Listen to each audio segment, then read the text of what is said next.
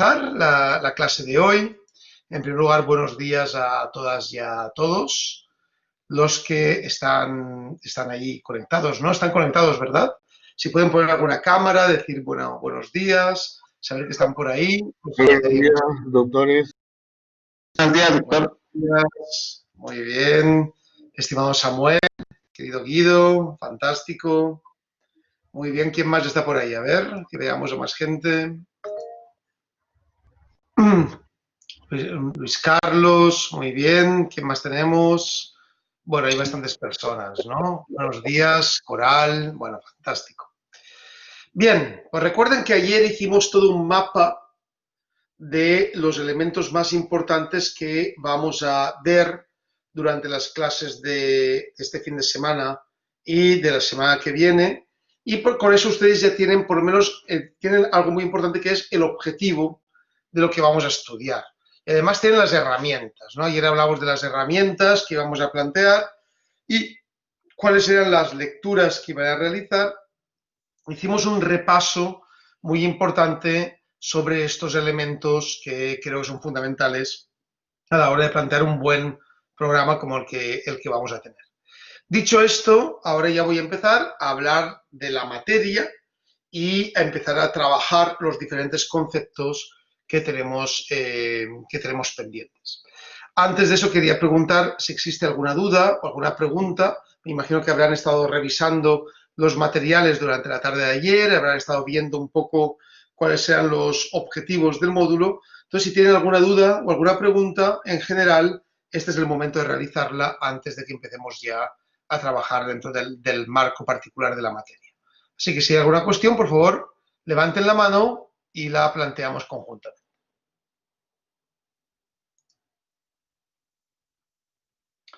Bueno, pues si no hay ninguna cuestión, vamos a empezar a trabajar. Y vamos a trabajar con el punto primero, que es el concepto normatividad. Recuerden que ayer ya hablamos, ¿no?, mínimamente del concepto normatividad y hablamos sobre qué significa que la Constitución sea normativa. Para eso es muy importante que entendamos que la Constitución nace en el marco del surgimiento de los derechos dentro del Estado moderno.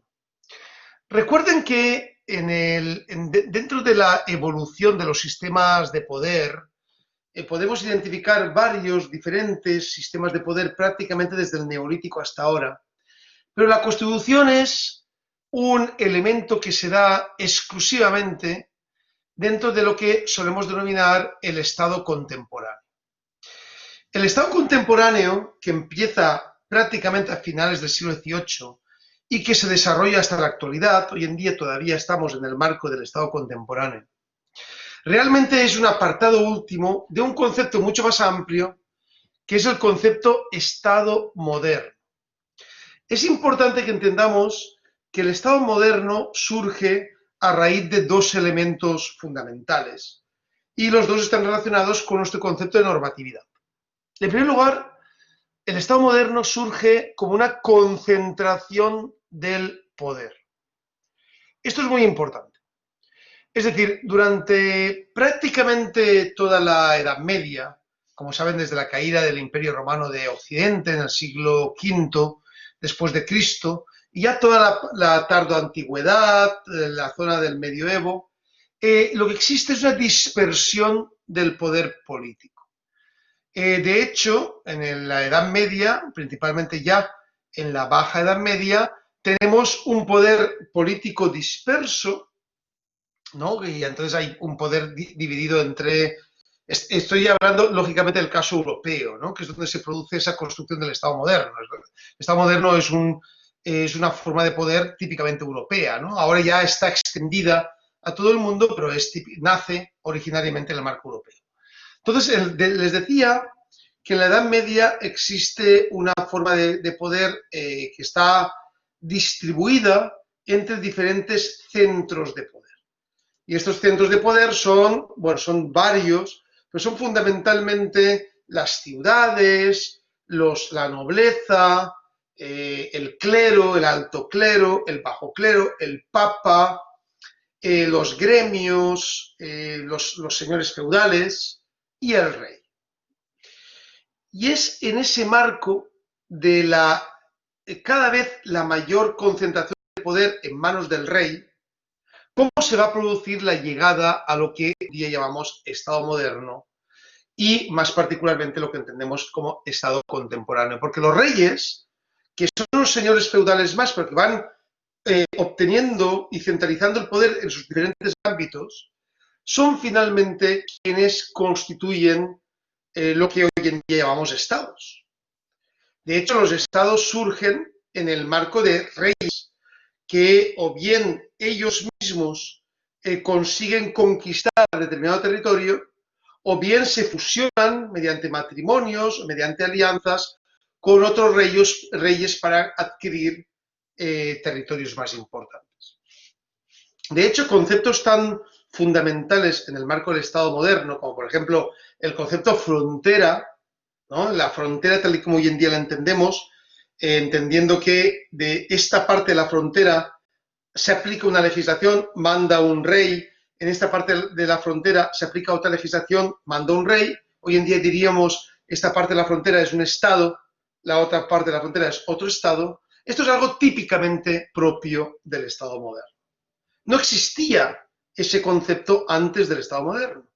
De hecho, ni los romanos entendían ese concepto de frontera. Los romanos tenían una idea mucho más genérica que era el limes, ¿no? Los límites, donde, bueno, por allá estaban las tribus del norte, los bárbaros, tal, pero no existía esa idea de hasta aquí llega determinado poder y en el paso de enfrente ya hay un poder diferente. ¿Por qué les estoy explicando esto? Porque un elemento fundamental que tienen que saber en un módulo como este sobre la normatividad constitucional es que es en el marco de esa acaparación del poder por parte de los reyes y que dará paso a lo que solemos llamar monarquías absolutas del siglo XVII, es en ese marco donde nace, atención con este concepto, el constitucionalismo. El constitucionalismo, esto es una definición que tienen que tomar nota porque es muy importante, es una corriente doctrinal y política que surge en un momento dado y un territorio dado, Inglaterra, siglo XVII, con el objeto de combatir el poder absoluto del rey. ¿Y cuál es la razón última de combatir el poder absoluto del rey? La razón última de combatir el poder absoluto del rey es la garantía de los derechos. Ojo, el constitucionalismo implica siempre garantía de derechos. Por lo tanto, el constitucionalismo es fundamentalmente el límite al poder del rey. Cuando nace el constitucionalismo a partir del siglo XVII, en la Inglaterra del siglo XVII, nace justamente en el enfrentamiento del Parlamento contra el rey. En 1603 llega Jacob I, ¿no? Jacob I, que es un rey que llega desde el norte, desde Escocia, y por razones genealógicas que son muchas veces incomprensibles en el marco de la locura esta de las monarquías, que finalmente tiene que ser el familiar más cercano por la vía genealógica. Saben ustedes que Isabel I muere sin descendencia, entonces por esta cosa extraña, absurda, llega Jacobo I, asume la corona en Londres y Jacobo I tiene dos grandes problemas. En primer lugar es que es un rey católico. Saben que desde Enrique VII en Inglaterra ningún rey puede ser católico, tienen que ser necesariamente anglicanos porque el rey inglés es el jefe de la iglesia anglicana. Hoy en día la reina inglesa, Isabel II, es la jefa de la iglesia anglicana y por lo tanto necesariamente por esa razón el rey inglés tiene que ser anglicano, protestante, no puede ser católico.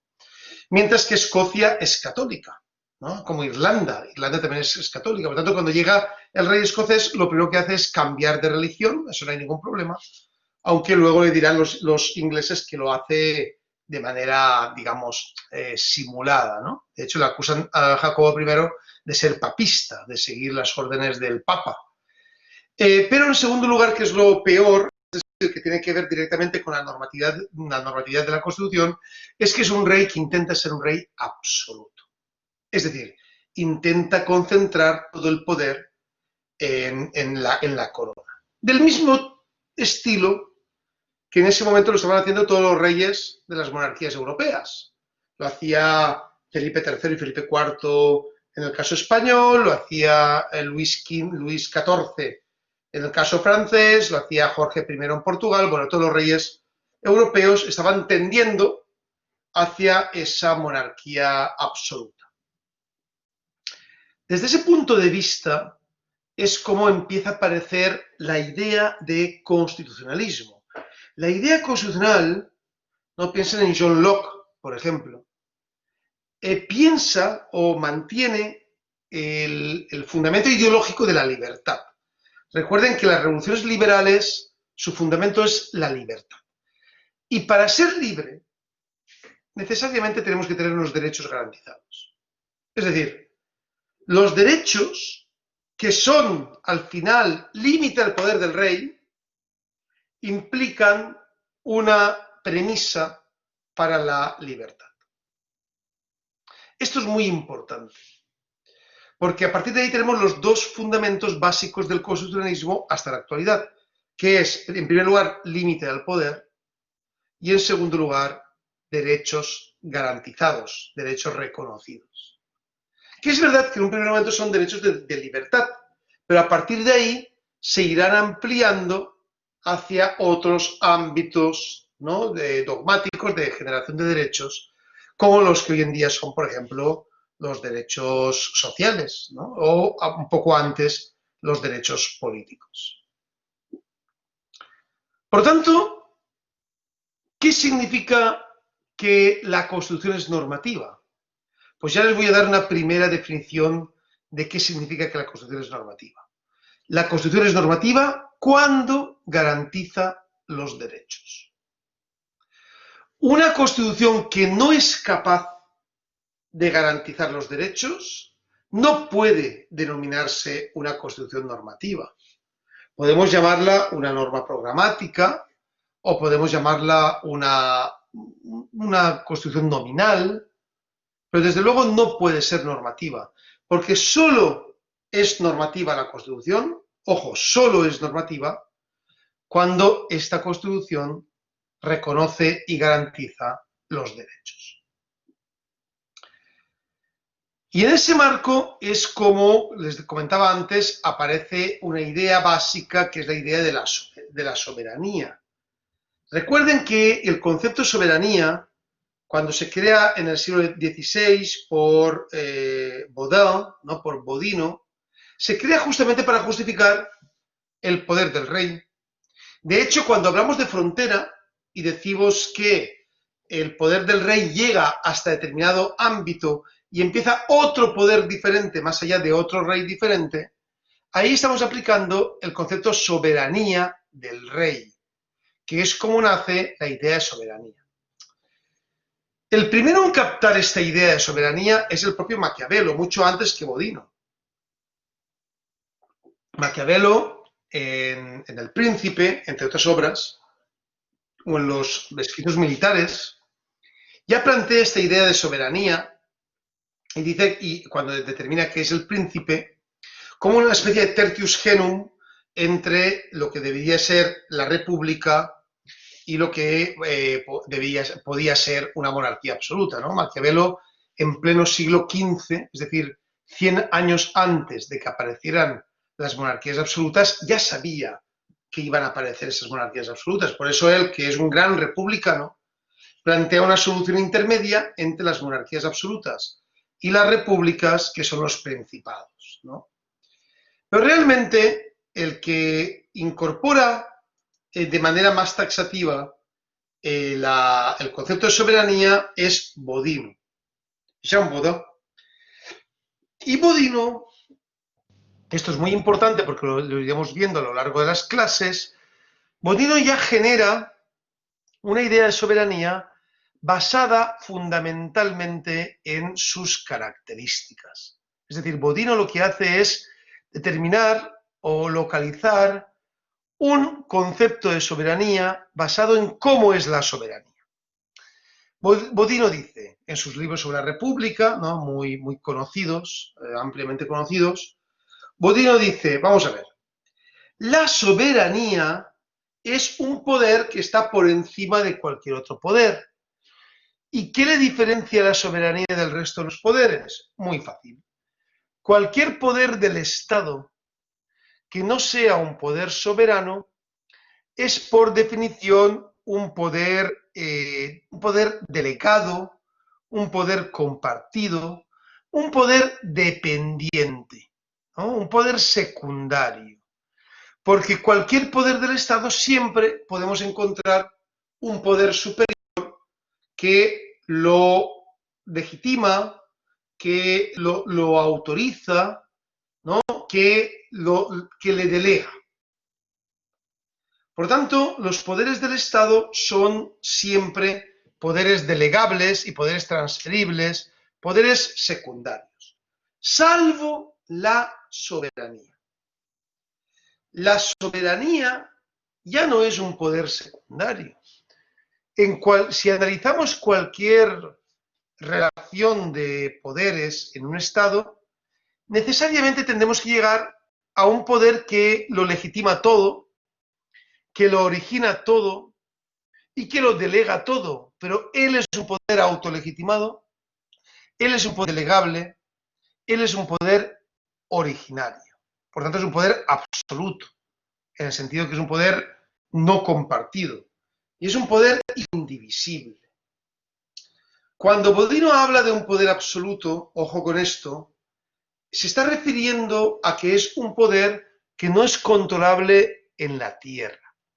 Es decir, no hay nadie que en la tierra pueda juzgar al rey. El rey, que es el generador de la soberanía, ¿no? el contenedor de la soberanía y el que ejercita la soberanía, ese rey solo responde ante Dios. Y responderá ante Dios cuando fallezca. Aquí tenemos el gran atributo de la soberanía, según el concepto de Bodino, y que es muy importante que lo tengamos en cuenta porque lo veremos más tarde respecto a Rousseau, que es la soberanía como una característica del rey en el cual el rey no puede ser controlado. Teóricamente la soberanía tiene un poder, tiene un límite, que es la voluntad divina. Pero ¿quién establece esa voluntad divina? Bueno, pues esa voluntad divina la acaba estableciendo el propio rey, porque al final solo el rey va a poder ser juzgado por Dios. Y eso va a pasar además cuando se muera el rey, ¿no? Por tanto, aquí nos encontramos ya con una idea que vamos a mantener durante todas las clases, que es la que llamamos la tensión. Ojo con esto porque es muy importante, porque está directamente relacionado con la normatividad de la Constitución. La tensión entre soberanía y constitucionalismo. Esta tensión que aparece ya en el siglo XV y aparece ya cuando se decantan las teorías bodinianas a favor de la soberanía del rey como un poder absoluto, como ustedes pueden ver, ahí se aprecia perfectamente en qué elemento no es compatible la soberanía con el constitucionalismo. Si la soberanía es un poder absoluto, si la soberanía es un poder indelegable, si la soberanía es un poder originario que no tiene límites terrenales, la soberanía es incompatible con los derechos.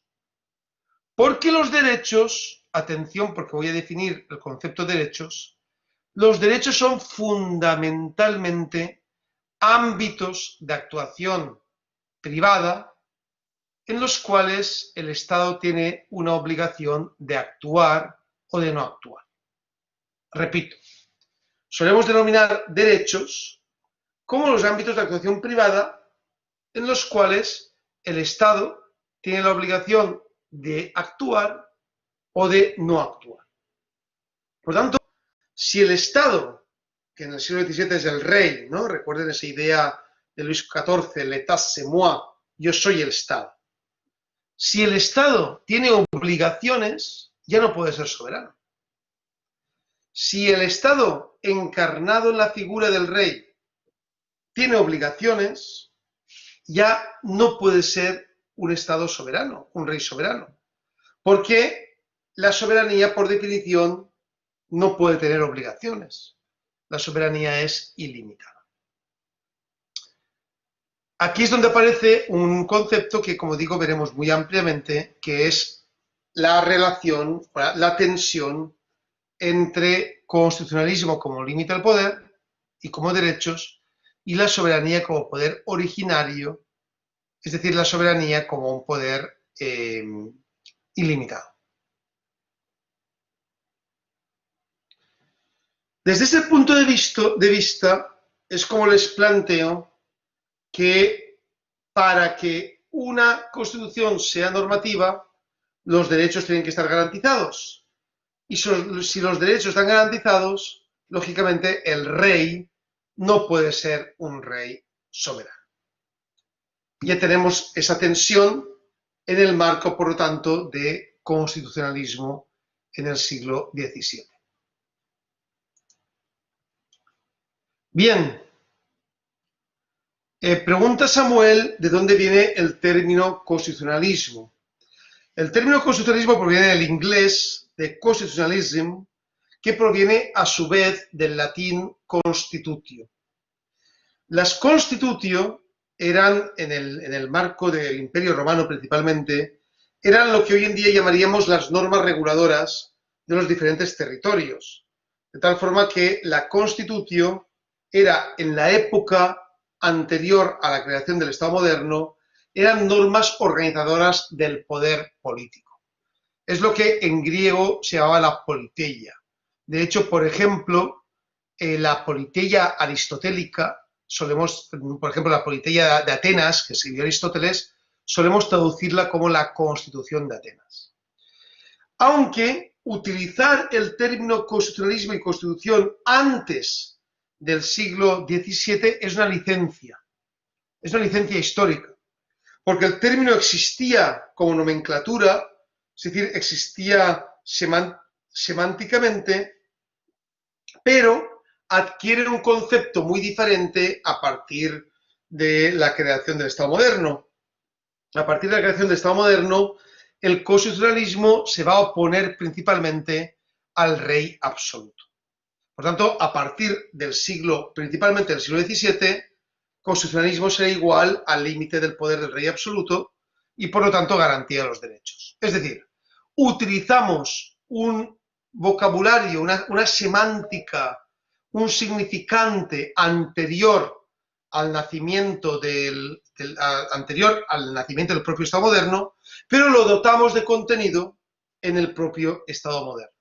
Por tanto, desde nuestro punto de vista podemos afirmar que el constitucionalismo, en el significado actual, nace en el Estado moderno, nace en la Edad Moderna y nace a partir del siglo XVII.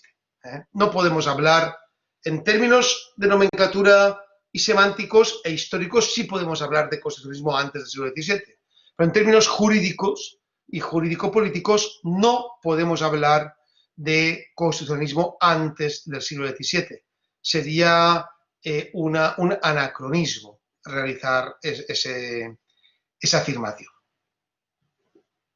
Bien, dudas que tengan sobre el nacimiento del constitucionalismo sobre el concepto soberanía en Bodino, ¿no? Preguntas que puedan tener. Cuestiones que puedan plantear.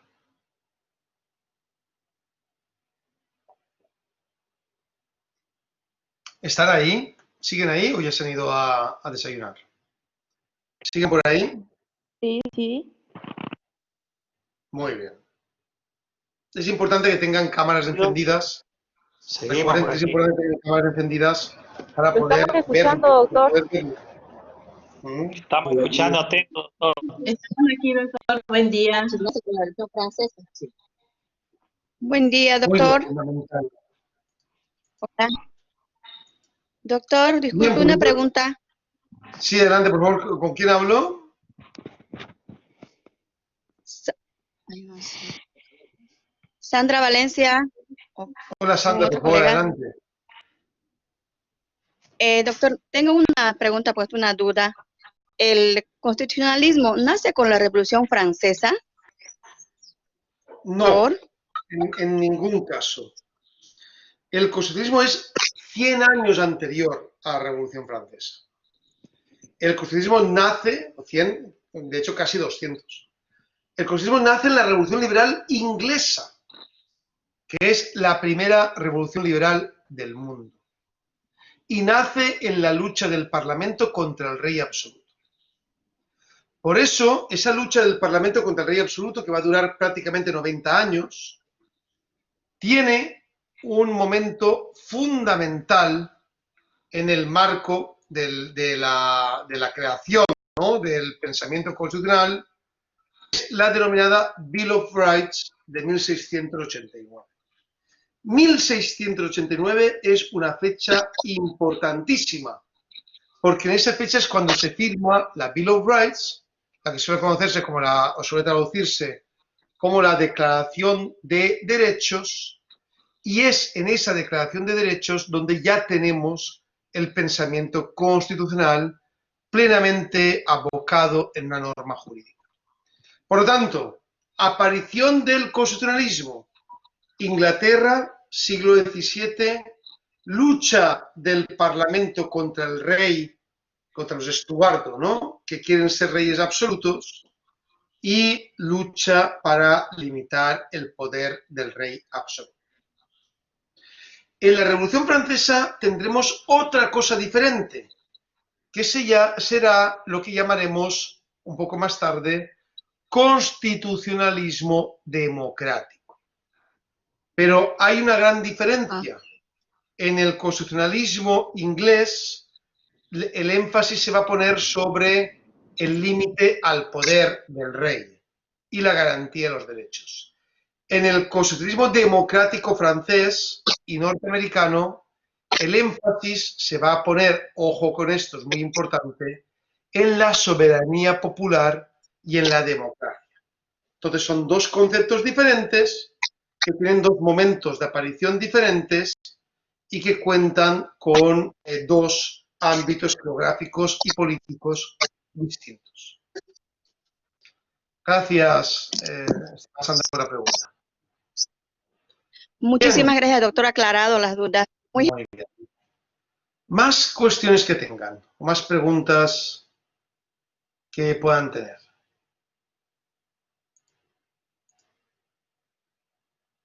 Más preguntas. Adelante, Luis, por favor. Profesor, muy buenos días. Luis Montaño le habla. Muy bien, Luis, encantado. Un placer, profesor. Escuchaba atentamente lo que manifestaba usted en cuanto a lo que refiere a Bodino. Si Bodino establece, y ahí va mi interrogante, la cuestión de las fronteras, en cuanto usted acaba de explicar sobre el constitucionalismo inglés y posteriormente el constitucionalismo francés democrático, el concepto de soberanía es tomado de la situación de Bodino, o más adelante es con la cuestión de Maquiavelo, profesor. Ya. Muchas gracias por tu pregunta, Luis. En primer lugar, Maquiavelo es anterior a Bodino. Maquiavelo es anterior a Bodino. Sí. Maquiavelo es del 400, es decir, del siglo XV, mientras que Bodino ya es del siglo XVI. Se mueven en dos momentos distintos. En el caso de Maquiavelo se mueve en la aparición del Estado moderno, siglo XV, a caballos del siglo XV y el siglo XVI, donde los reyes empiezan a despegar como centralizadores del poder, mientras que Bodino aparece ya en el siglo XVI, entre el siglo XVI y el siglo XVII, cuando ya las monarquías autoritarias van pasando a ser monarquías absolutas. Entonces, aunque el gran teórico de la soberanía es Bodino, y de esa forma lo plantea en sus famosos libros sobre la República, lo cierto es que el concepto de soberanía lleva mucho tiempo siendo un concepto estudiado o por lo menos adelantado en ciencia política. Ya en la época medieval ya hubo ideas sobre el concepto de soberanía, sobre todo, por ejemplo, en San Agustín, en la Escolástica, el concepto de motor inmóvil de San Agustín era un concepto básicamente de soberanía, o Marsilio de Padua, cuando trabaja el Defensor Pacis, también empieza a trabajar con concepto parecido al de soberanía, y recuerden que soberanía tiene una genealogía latina que es super omnia, que significa frente a todo. Por tanto, la aparición del concepto soberanía es una aparición muy anterior a Bodino. Pero Bodino es el primero que teoriza de manera, digamos, más racional y sobre todo en el marco del Estado moderno y de la llegada de los reyes absolutos sobre la idea de soberanía. Para eso les voy a entregar en el chat un artículo mío que justamente publiqué a principios de este año, que se llama Parlamento, Representación y Soberanía, para que vean un poco cuál es el nacimiento del concepto soberanía y lo puedan estudiar con mayor detalle, ¿no? Entonces, se lo voy a colocar aquí en el chat.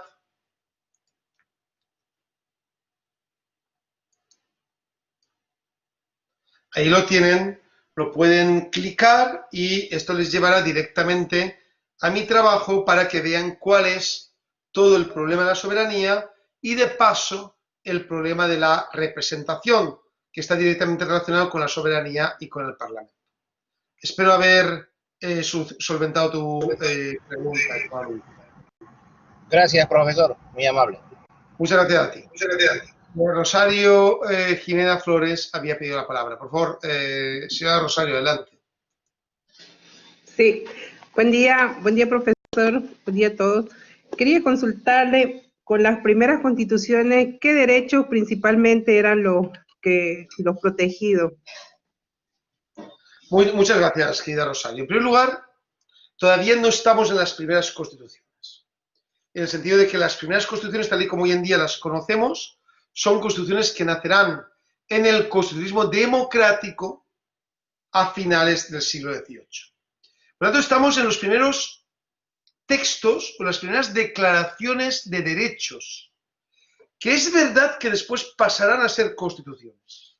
Pero cuando nace la Petition of Rights en 1645 o cuando nace la Bill of Rights en 1689, son declaraciones de derechos. De hecho, el término es Bill of Rights, ¿no? Es decir, bill o petition, ¿no? Es decir, declaración o petición, ¿no? La Petition of Rights es la petición que se realiza, de hecho, desde el Parlamento hacia el rey. En esa época, el rey Carlos I Estuardo, que finalmente violó esa Petition of Rights y, de hecho, fue ejecutado por el Parlamento en 1649. Pero tu pregunta es muy importante. ¿Cuáles son los primeros derechos que incorporan las primeras declaraciones liberales de derechos a partir del siglo XVII y que luego pasarán a ser las constituciones, las partes dogmáticas de las constituciones? Son lo que solemos llamar derechos liberales clásicos, o en términos de Nozick, derechos de libertad. Eso es normal. Si las revoluciones liberales lo que buscan es limitar el poder y crean el derecho a libertad como fundamento de ese límite al poder del rey, sus derechos van a ser derechos liberales. Y los derechos liberales, ojo cuando utilizamos el término liberal, no lo utilizamos en un término peyorativo, al contrario, es un término muy a favor del término, ¿no? O sea, muy beneficioso para el término, porque la libertad es la lucha contra la opresión del rey absoluto. Esos derechos van a ser fundamentalmente el derecho a la vida, el derecho a la libertad de expresión, el derecho a la libertad de opinión, el derecho al juez imparcial, muy importante. Lógicamente, la libertad implica que el juez tenga que ser un juez imparcial, que no pueda ser el mismo rey, como es habitual en aquella época. El derecho a la propiedad, es decir, a la libertad de poder disponer de las propiedades. El derecho a la tolerancia en la libertad de creencia o de religión, lo que suele llamarse el derecho, libertades de religión, eso también es muy importante. Recuerden que, por ejemplo, en Inglaterra convivían varias religiones en el siglo XVII, principalmente dos, el catolicismo de, por ejemplo, Irlanda o Escocia y el anglicanismo de Inglaterra. Es decir, todos los derechos relacionados con la esfera de la libertad. Esos van a ser los primeros derechos garantizados en las constituciones.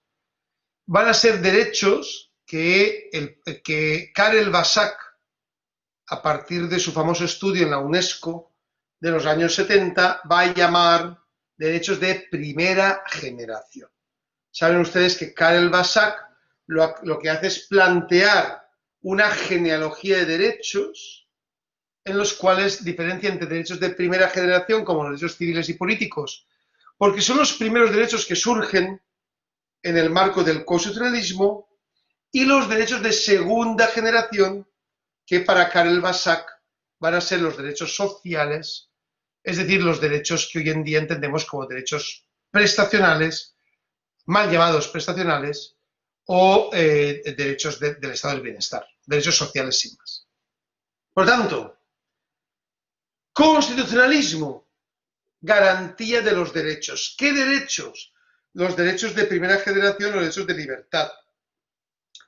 Libertad de expresión, libertad de opinión, libertad de creencia, libertad de circulación, libertad de, juez justo y todo el resto de derechos, derecho a la vida, derecho a la propiedad y todo el resto de derechos relacionados con los derechos de libertad. Esos son los primeros derechos garantizados en el constitucionalismo inglés y que luego pasarán a formar parte de los diferentes constitucionalismos.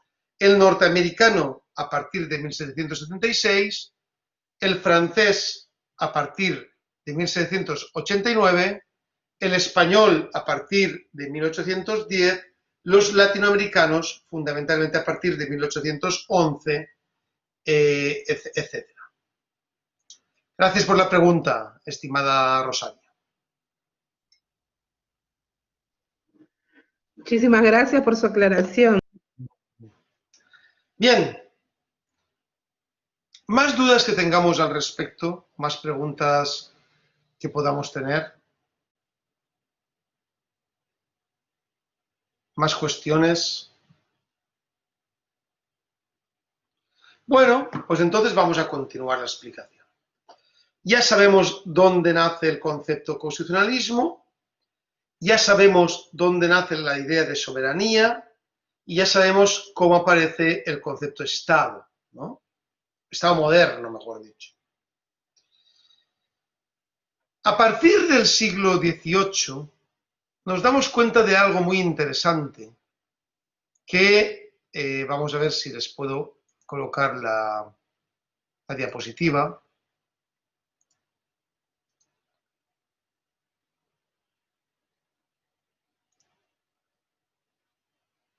Ven la diapositiva ahora, ¿no? Cuando yo les pongo esto, ¿ustedes ven la diapositiva? ¿Ahora la ven? Sí, doctor, la vemos. Sí, doctor. ¿Y a mí me ven o no? ¿Me ven a mí también o solo ven la diapositiva? También. Sí, se le ve también. Muy bien, perfecto. Entonces, como les comentaba... Se ve bien la diapositiva. Muchas gracias. Ingrid ha pedido la mano. Ingrid, no sé si querías comentar alguna cosa. Querida Ingrid.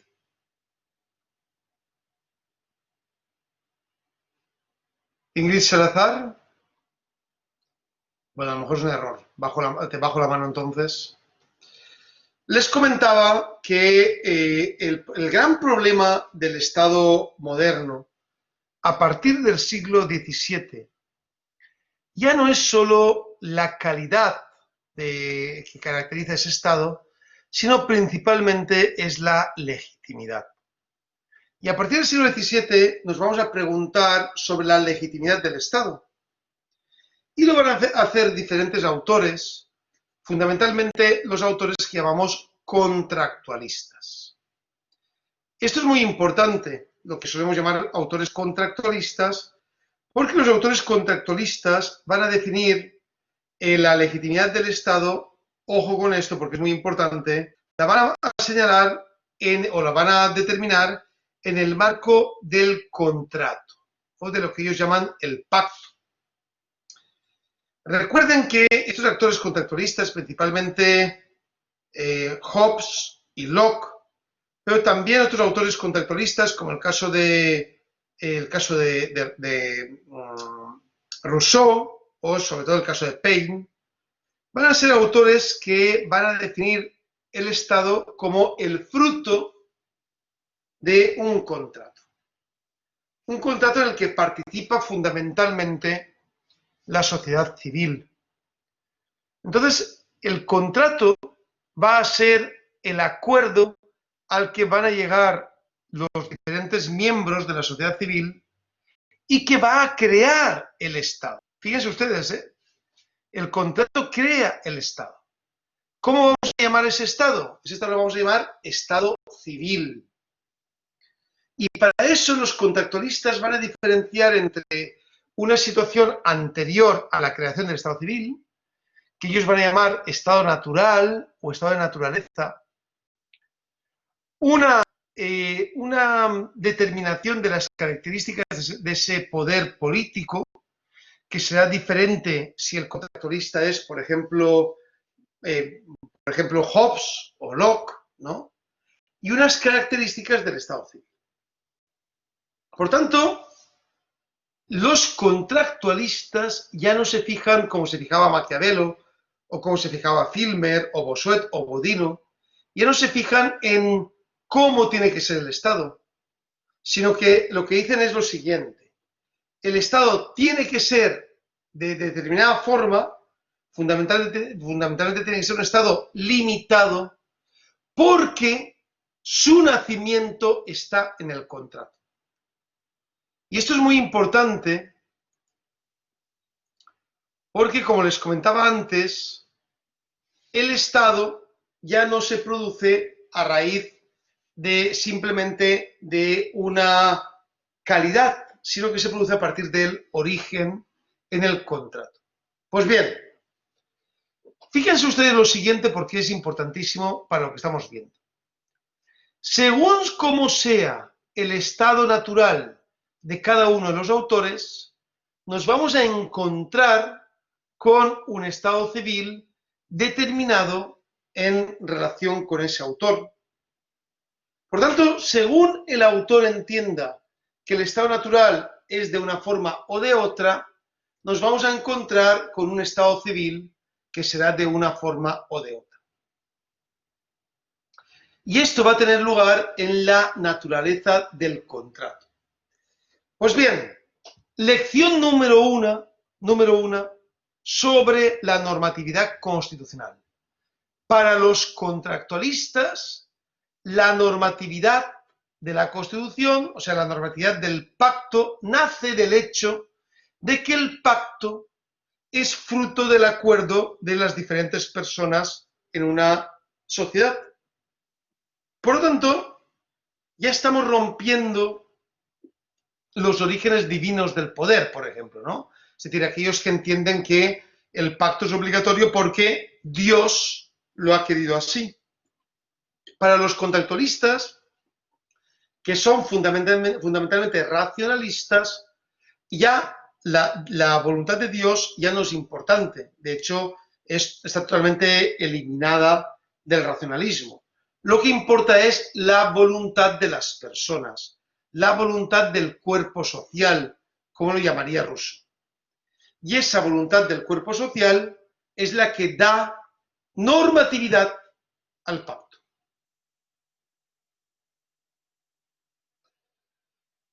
Esto lo vemos claramente con Thomas Hobbes, muy claramente con Hobbes. Hobbes es el primer contractualista. Y ojo con esto porque Hobbes va a ser también el primer constitucionalista. Porque ahora veremos cómo para Hobbes el contrato limita el poder del rey. Hobbes plantea en el Leviatán la idea de que el pacto social, se origina por la voluntad de las personas. La voluntad de las personas es fundamental porque antes de que esa voluntad se diera, los estados no eran otra cosa que estados de naturaleza donde existía un caos permanente, donde existía una permanente inseguridad, una permanente violencia, ¿no? Las personas eran finalmente violentas porque no hay leyes, o mejor dicho, no hay leyes civiles. Para Hobbes, la única ley del estado de naturaleza es la ley que dice que cada uno puede utilizar su propia fuerza para poder defender sus derechos y sus intereses. Entonces, eso es lo que llama Hobbes la ley natural. La ley natural, por tanto, es yo voy a defenderme y voy a buscar mis intereses por encima de cualquier otra cosa. Eso implica, lógicamente, para Hobbes, que esa ley natural nos lleva a un mundo en el cual existe un caos y una violencia permanente.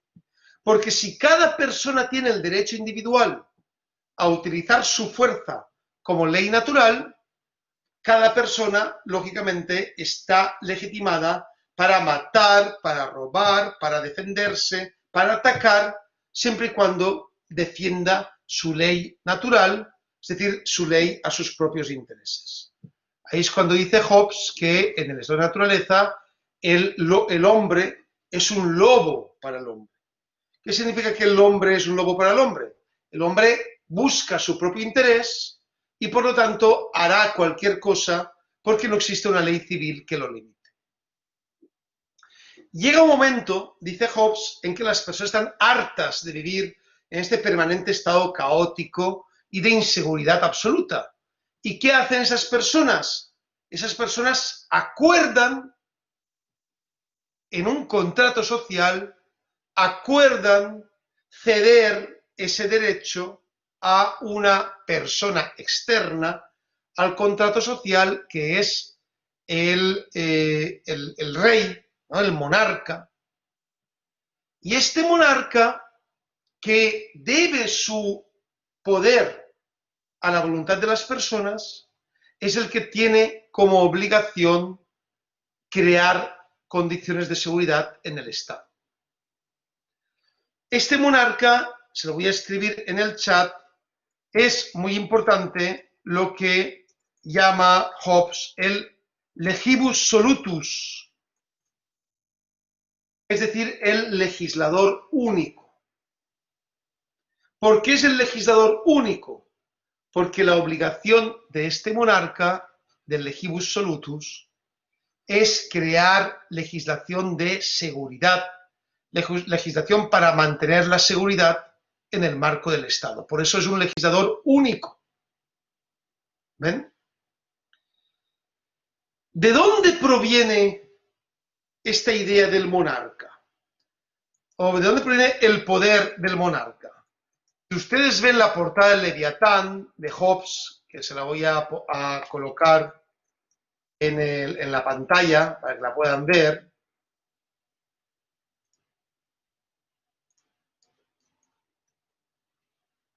Aquí van a ver en el link, pueden darle al link, que les voy a colocar en el chat.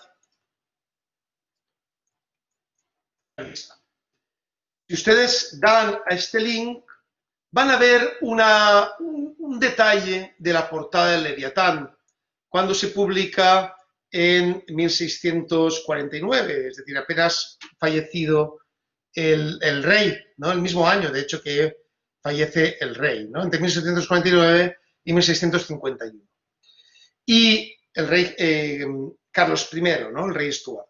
Pues bien, este cuerpo del Leviatán, que ven ustedes en la pantalla, que es el legibus solutus, el monarca que tiene el cetro. El cetro es la representación del símbolo del poder, del rey, y luego en su mano derecha tiene la espada, que es la fuerza legítima, ¿no? Como diría Weber 400 años después, el Estado tiene el monopolio de la fuerza legítima, ¿no? La fuerza que proviene del Estado, mientras que en la mano izquierda tiene el cetro de poder, que es otro símbolo real. Pero si ven, el cuerpo del Leviatán es un cuerpo de personas, por pequeños cuerpos formados por personas, que no son otras cosas que los componentes del pacto social, es decir, los componentes del cuerpo social. ¿Qué significa esta idea del Leviatán hobbesiano? Significa que el rey no es nadie por él mismo. El Estado no es nadie por él mismo. El rey es rey porque las personas en el pacto social, en el contrato social, el pactum que llamaría Hobbes, le han cedido ese poder al rey. Por lo tanto, a la pregunta, ¿el pacto es normativo? Por supuesto que el pacto es normativo. Y es tan normativo que si no se cumple el pacto, el rey puede castigar, el rey puede encerrar en la cárcel, el rey puede torturar, el rey puede ejecutar. El rey es el que está obligado a aplicar la ley y por tanto tiene que sancionar en el momento en que no se cumple la ley. ¿Tiene límites ese poder del rey en Hobbes? Por supuesto que tiene límites. Pero ya no son, como diría Bodino, los límites incorporados por la voluntad divina, etc. A Hobbes le da igual la voluntad divina. Como a todos los racionalistas y a todos los contractualistas, ellos ya saldrán de un relato de legitimidad divino e irán a un relato de legitimidad racional. Por lo tanto, ya entenderán que el pacto es lo que proporciona legitimidad al Estado. Y por lo tanto, ese pacto es el que va a ser normativo porque es el que tiene que ser obedecido por todas las personas, incluso, y ojo con esto, incluso por el rey. El rey no está obligado a la legislación, porque el rey crea la legislación, legibus solutus para Hobbes, pero el rey sí está obligado por el contrato, en el sentido de que el rey tiene que dotar de seguridad al Estado. Si el rey no dota de seguridad al Estado, es decir, si el rey no es capaz de crear condiciones de seguridad, entonces el pacto no se cumple, el contrato no se cumple. Y si el contrato no se cumple, señoras y señores, tenemos un problema. Ese problema significa que tenemos que relevar al rey, tenemos que cambiar al rey. Y cambiar al rey al final significa el derecho a la insurrección. Por lo tanto, ojo con esto. Cualquier pacto social incorpora el derecho a la insurrección. Y ese derecho a la insurrección solo se puede aplicar cuando el rey no cumple el objeto del contrato social. El objeto del contrato social es crear condiciones de seguridad en la sociedad. ¿Ven? Por lo tanto, ante la pregunta, ¿es normativo el pacto social en Hobbes? La respuesta es absolutamente sí. Claro que es normativo el pacto social, hasta el punto de que el rey es el único que puede reprimir y puede sancionar y puede incorporar todos los elementos que él entienda necesarios para que se le obedezca y para que se obedezca al propio pacto. Y eso implica necesariamente que el rey tiene la fuerza en su mano, esa espada en la mano derecha que hace que el Estado sea un leviatán, ¿no? El leviatán es un monstruo grande de la mitología inglesa que da miedo, porque para Hobbes el Estado nos tiene que dar miedo. ¿Qué pasa si no cumplo el pacto social? ¿Qué pasa si no me porto bien? ¿Qué pasa si incumplo la ley? Tengo que tener miedo porque me van a encerrar, me van a torturar, me van a matar, y eso implica que por miedo a la represión, voy a cumplir el pacto social. Dirán, ¿es duro Hobbes? Bueno, es duro o no, depende cómo se analice. En primer lugar, Hobbes vive en plena guerra civil inglesa. Por tanto, es normal que tenga una visión pesimista de las personas, porque Hobbes vive cuando se produce el pleno conflicto entre el Parlamento y el rey, y de hecho el rey ejecuta al Parlamento, como decía, el Parlamento ejecuta al rey, como les decía antes, a Carlos I Estuardo en 1649. Y en segundo lugar, Hobbes es el primer contractualista. Por lo tanto, la explicación metodológica que determina Hobbes y que es muy importante respecto al resto del contractualismo, que es que haya un estado de naturaleza, un pacto social y un contrato por el cual tenemos que cumplir el pacto social, es realmente un sistema metodológico que nos va a cambiar la vida, porque a partir de ese momento ya tendremos una normatividad que se va a asentar en el pacto social, en el contrato social, y no en relatos divinos de legitimidad. Por eso es tan importante el pensamiento de Hobbes cuando estudiamos la normatividad de la Constitución. Bien. Dudas que tengan sobre el contractualismo y en particular sobre el pensamiento hobbesiano. Preguntas que puedan tener. Cuestiones.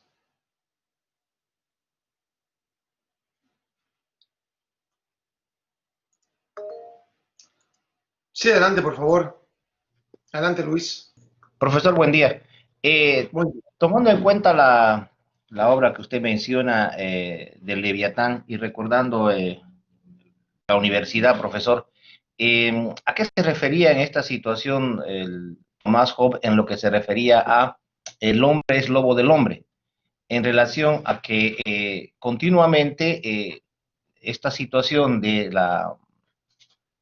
rey y demás, y luchaba contra su prójimo continuamente en el estado en que se encontraba.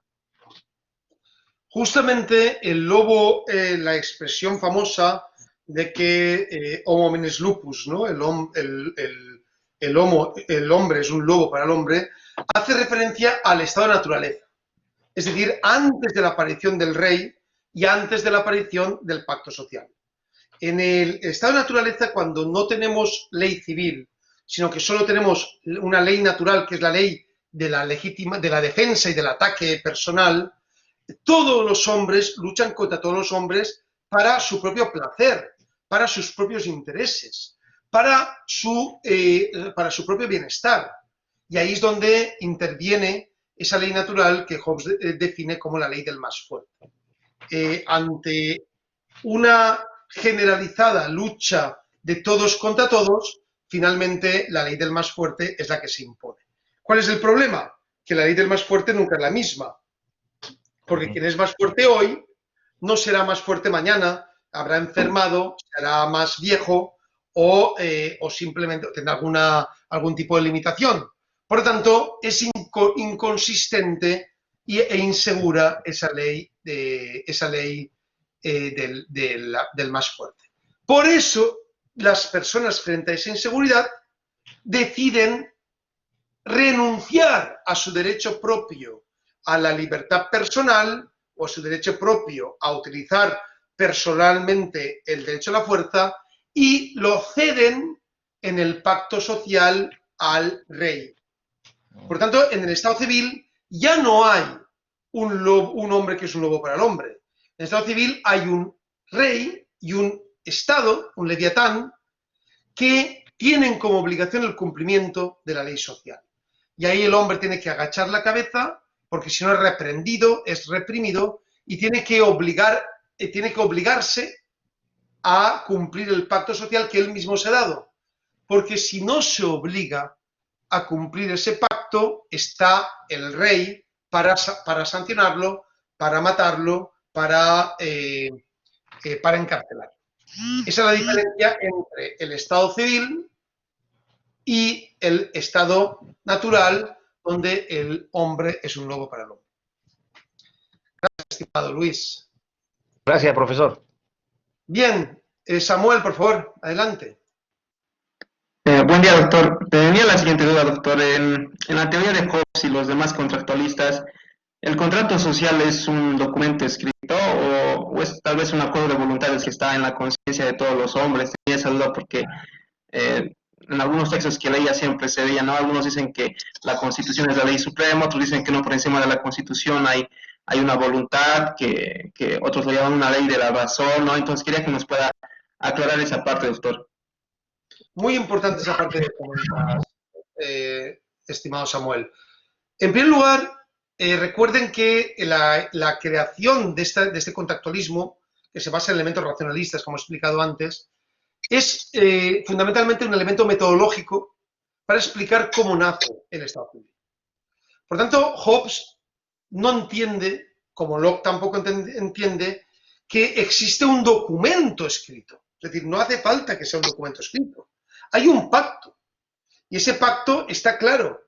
El pacto es que renunciamos a nuestra libertad natural para otorgar esa libertad al rey, ¿no? Y esto incluso lo va a decir el propio Locke.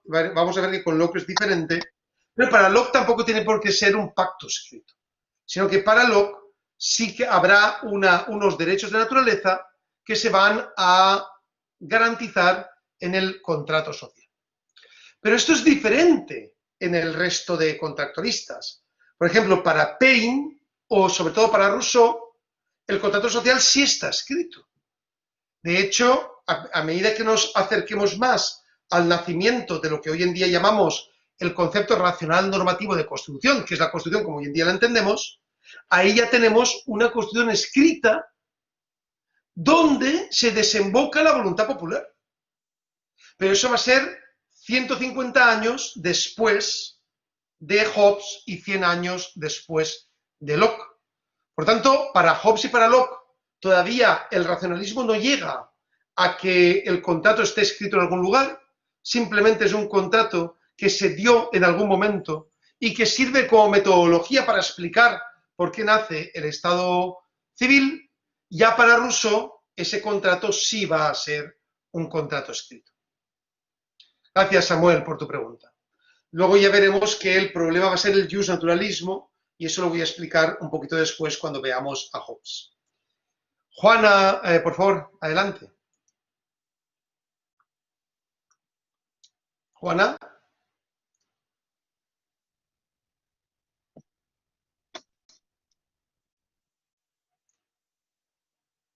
Hola, Juana. Bueno, pues no, a lo mejor es un error. ¿Está Juana Sandra Valencia? ¿Ha pedido la palabra? Bueno, bajamos la mano, no hay ningún problema. Bien. El segundo de los contractualistas, que es fundamental para entender cómo vamos avanzando conceptualmente hacia la normatividad constitucional, es John Locke, ¿no? John Locke, les voy a colocar la misma diapositiva que van a tener ahora.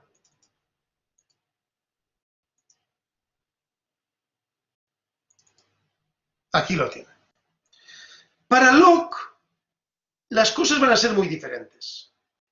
Porque para Locke, el Estado ya no va a ser un leviatán.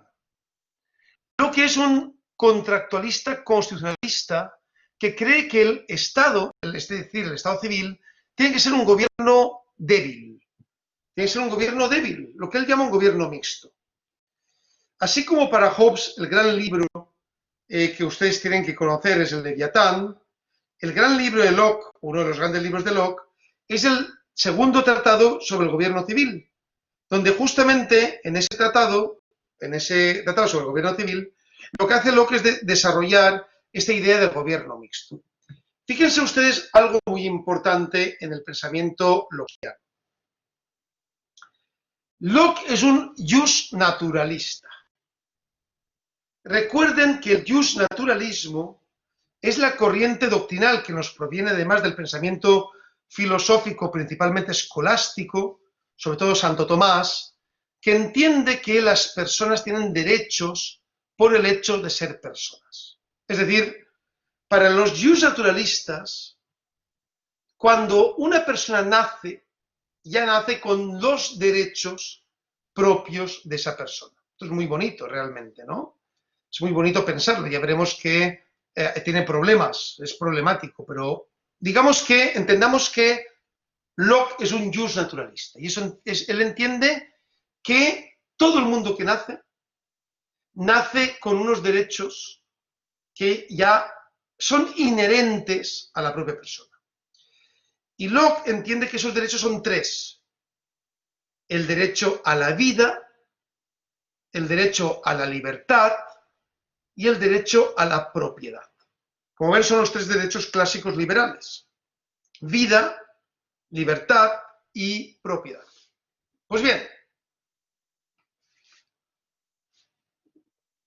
en el estado de naturaleza, según John Locke, todos nacemos con esos tres derechos ya reconocidos. Y lo que dice Locke es que el contrato civil, es decir, el contrato social, lo realizamos para garantizar esos derechos que tenemos del estado de naturaleza. Por tanto, lo que hace el contrato social es garantizar, o mejor dicho, racionalizar los derechos que ya tenemos por ser personas. Entonces, ¿qué es la Constitución para Locke? ¿Qué es el contrato social para Locke? No es otra cosa que el reconocimiento por escrito, es decir, el reconocimiento en el marco del contrato social, de los derechos a la vida, a la libertad y a la propiedad. Para que esos derechos sean garantizados, lo que está haciendo Locke es crear un gobierno. Ese gobierno ya no puede ser un leviatán, porque Locke entiende que no tiene que ser un gobierno represor, que no tiene que ser un monarca que cuente con todo el poder al respecto, sino que Locke entiende que tiene que ser un gobierno débil. Y un gobierno débil para que no pueda atentar contra los derechos que tienen las personas por su naturaleza humana. Por tanto, Locke es el primero que incorpora algo que repetirá Montesquieu 100 años después, que es la división de poderes. Locke entiende que el gobierno tiene que ser un gobierno dividido en diferentes funciones, que tienen que ser tres funciones. La función legislativa, que es la función que realiza el Parlamento, que es responsable de emitir la ley. En segundo lugar, la función ejecutiva, que es la función que realiza el rey como líder del gobierno. Y en tercer lugar, lo que él llama la función federativa, que es la capacidad que tenemos de relacionarnos con otras comunidades, ¿no? Él entiende que cada comunidad crea su propio gobierno y que la relación con otras comunidades es una relación federativa, ¿no? Lo que hoy en día llamaríamos relaciones internacionales. Y dirán, ¿dónde está la función judicial? Para Locke no hay una función judicial diferente de la función legislativa. Esto es algo muy típico, como veremos, también de la doctrina francesa. El propio Montesquieu entendía que el juez es la boca de la ley. Por tanto, aunque el propio Montesquieu decía que el poder judicial tenía que estar aparte del legislativo y el ejecutivo, eso no significa que no tenga una relación directa, porque el juez es simplemente la boca de la ley, ¿no? Hoy en día ya ese concepto formal ya lo hemos superado, pero para los liberales del siglo XVII el juez no podía ser un poder aparte. El juez tiene que ser la boca de la ley, es decir, el juez tiene que depender del Parlamento. Para John Locke, el juez dependía del Parlamento. De hecho, para los ingleses, el juez sigue dependiendo del Parlamento. Recuerden que ahora mismo ya existe una Corte Suprema de Justicia inglesa, pero hasta hace unos años no existía. Y la máxima instancia jurisdiccional inglesa era la Cámara de los Lores, es decir, la Cámara no democrática, la Cámara democrática, la House of Lords, que se llama, que es la Cámara Alta del Parlamento inglés. Volviendo a Locke, la pregunta es, para Locke, el pacto social, ¿no? ¿El contrato social tiene que ser normativo? Y la respuesta es, por supuesto que sí. ¿Por qué es normativo el pacto social? El pacto social es normativo no porque nos genere represión o por la fuerza. Al contrario, el contrato social es normativo porque lo que hace es sintetizar y reconocer los derechos que ya tenemos por naturaleza. Es decir, lo que llamamos los derechos naturales. Por eso decimos que John Locke es un jus naturalista. Fíjense ustedes la diferencia entre Hobbes y Locke. Para Hobbes, el derecho es positivista, es decir, los derechos entendidos como el derecho a la seguridad nace en el contrato social, porque antes del contrato social no hay derecho a la seguridad. Lo que hay es, al contrario, una inseguridad permanente en el estado natural.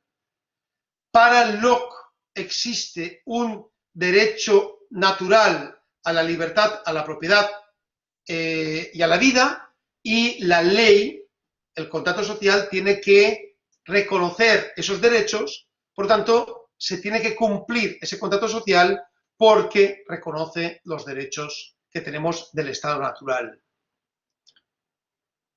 ¿Qué pasaría si un gobierno atentara contra otra rama del poder público, o si un gobierno atentara contra los derechos de la naturaleza, los derechos que tenemos por el estado natural? Pues ahí también cabría, exactamente igual que Hobbes, cabría el derecho de insurrección. Es decir, tendríamos la obligación de ejercer la insurrección frente a ese gobierno tirano y recomponerlo en el marco de un gobierno mixto.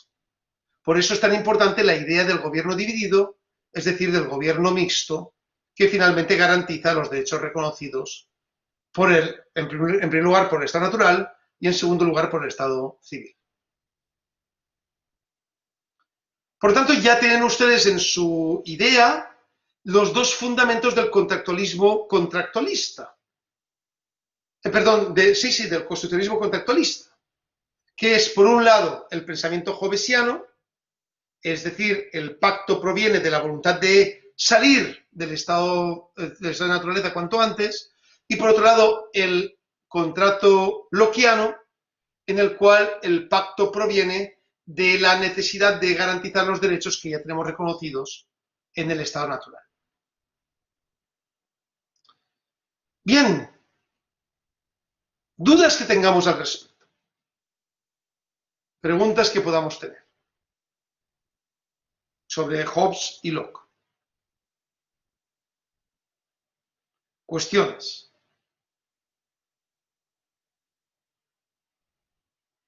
Cuando no hay cuestiones es porque ha quedado todo muy claro o porque no se ha entendido mucho nada. Espero que sea lo primero, que haya quedado todo muy claro, porque la verdad es que no haya entendido mucho la explicación sería terrible para mí y hablaría muy mal de mí como docente. ¿Lo han entendido todo? ¿Está todo claro? ¿Todas las categorías? ¿El proceso de construcción conceptual? ¿Está claro? Sí. Está claro, profesor. Bien. Sí, doctor, muy claro. Está clara Magnífico. la explicación. Bueno, pues como ya hemos terminado nuestro horario de hoy y ya son 1:30, ustedes querrán desayunar e ir a su trabajo y yo voy a ver si almuerzo algo, que tengo un hambre que me muero ya. Vamos a dejar aquí la clase de hoy y recuerden que vamos a empezar mañana puntuales. Mañana creo que empezamos, a ver si no recuerdo mal, a ver a qué hora empezamos, a las 8 creo recordar, ¿no? A ver. 8 de la mañana. A las 8, mañana van a poder dormir una hora más. Entonces recuerden que vamos a ir de 8 a 14 horas, entonces tienen ustedes que levantarse un poco temprano y desayunar bien porque la clase de mañana va a ser una clase muy intensa. Entonces, mañana vamos a continuar. Muchas gracias, querido Rubén. Nos hemos deleitado con tus clases. Como siempre, es un honor tenerte y todos estaremos mañana 8 en punto esperándote. Muchas gracias, María Elena. Y la verdad es que es un placer enorme. Gracias. Muchísimas gracias. Nos vemos mañana. Que vaya muy bien. Hasta mañana. Hasta mañana. Hasta Hasta mañana. Muchas gracias, doctor.